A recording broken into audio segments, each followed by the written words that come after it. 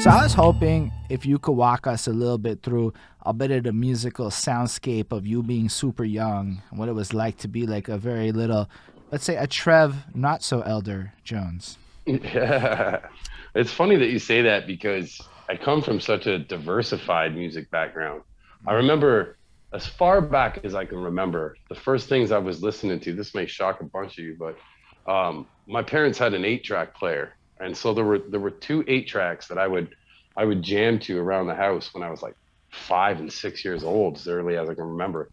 And the one was the YMCA, was the Village People. But I mean, it was like the whole album, like the In the Navy, the whole, and I'd be jamming it in the living room, and I mean like full blown pipe singing, 5 years old, going at it. And then the other 8 track, I was just talking about this yesterday, um, was an artist called Boney M, and he did Okay. some tracks called Night Flight to Venus and Rah Rah Rasputin. I had no idea what the message in the music was back then, but something about it was like it got a hold of me, and I realized like music was going to be a big part of my life, you know. And I turned 9. When I was 9 years old, my parents decided to put me in like the equivalent. I know, keep the jokes down though, but they enrolled me in band camp. But it was like Okay. back then it was called drum corps. So like Hold on. We're gonna get to adolescent, that. But before we do, let's yeah. go back to being like five. Before you get to drum corps, are you even involved in some singing? Are you a singer? Like, are you five bopping around singing, dancing, doing all that kind of stuff? Oh yeah, I was born to entertain. I mean, the time I was born, it certainly wasn't, there wasn't TV shows and such like today, but we did stuff like school talent shows and stuff like that, and I was definitely, wanting to sing, like every kid's dream. I knew every word to every song that I sang, and I was singing in front of my family all the time. I remember we were 5 years old, and I was singing Michael Jackson and trying to break dance at the same time for a family function. It was weak, but it was Yo, there, like, I mean, there's still a level of boldness to being 5 years old trying to bust up Michael Jackson in all capacities. That's bold, Trev. I'm glad we went here. This is a good start to this. So, that's cool. A lot of, you know what? Like, there is a high correlation between if somebody's doing singing and dancing in, let's say, your age bracket, and them saying Michael Jackson being who they did. That's, I don't know. I never thought about it before, but his name keeps coming up a lot with people who are older than I on their like love of his music. Which again, I missed that wave, right? Like it just wasn't part of it. So it's cool to hear you say that. So you would bust out this. Also, Sorry. it's fine. It's so nifty how much like children were like busting out like full on musicals back in the day. I don't know. Do kids do that? I don't have kids, right? So I don't know if that's like a thing kids still do. Do kids like bust out musicals all the time? I don't know. But that's so cool that you did, because not everybody I talked to did stuff like that. Were you also into drawing? Were you like a visual guy when you were young? No, and I always wished my best friend growing up. I remember he used to draw Transformers for us, and like they were so detailed, and I would color them like I was coloring a coloring book. And I used to try, and he used to try to teach me, but it was lost, man. I mean, even to the day, I'm lucky if I can draw a pot leaf, man. You know what I'm saying? I don't have any artistic ability when it comes to my hands, that's for sure. All right, but you're still singing and dancing, so that's still pretty Oh fucking yeah. blessed. Are you also one of those kids that was leveraging the tech around you to make little mixtapes or anything like that when you were young?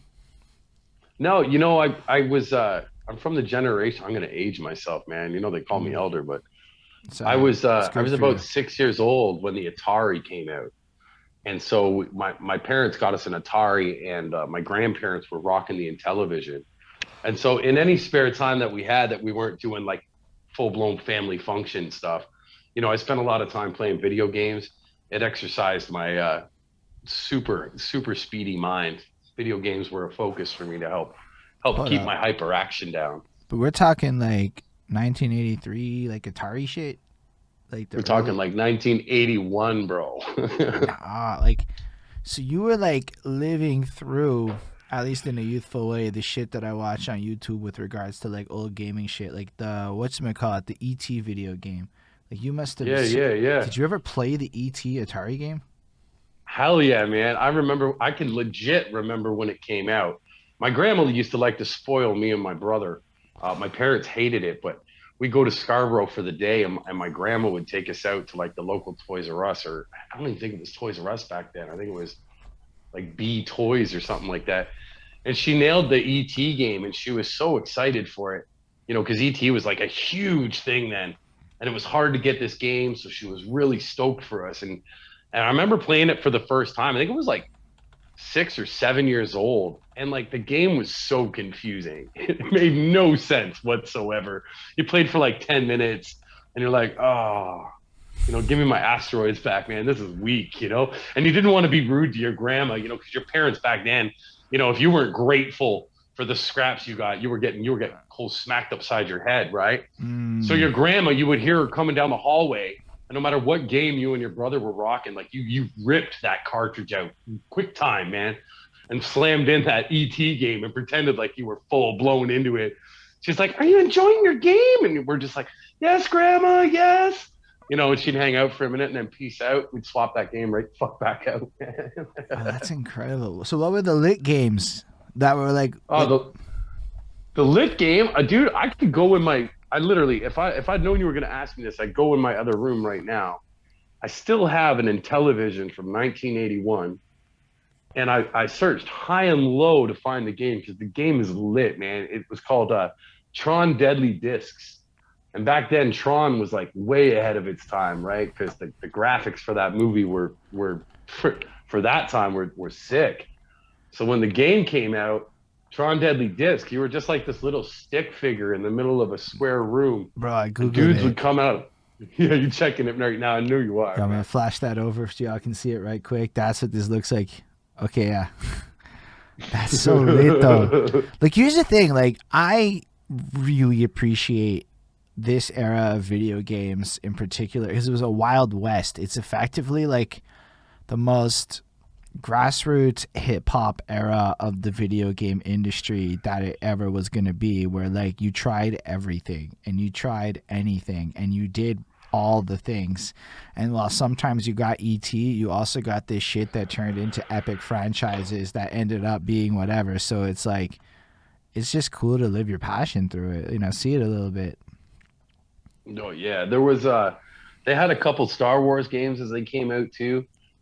There was an Empire Strikes Back. That game was lit because you got to shoot down the walkers and stuff. So I mean, this is what entertained us back then, And then we'll get there eventually, I'm sure. But when the birth of Nintendo was like huge for my generation, right? Like it brought video games to a whole new level that we weren't really ready for yet. It was mind blowing at that time. So. Yo, but that's like so interesting because that's like probably the big issues of you being young. Like while they debated video games for us, they must have really debated video games for y'all because it was new and So you lived through the video game crash and the birth of Nintendo. Yeah, and it was wild too because if you were a gamer, like they bigged up commercials were huge back then, and they really caught your eye when you were young. They weren't corny like today. They were really kind of cool. And they bigged up some things that really caught your attention. If you're old enough to know and remember, Nintendo had this thing called the Power Glove. And this was like revolutionary, man. So like they replaced the joystick and you put on this nylon glove that had plastic fingers, like plastic rubber fingers. And no matter how you moved your hand, and each finger was a different function. And so like it was actually the very original VR, even though it was wired. It was like this concept of a VR hand controller. And this was like 1991, maybe 1992.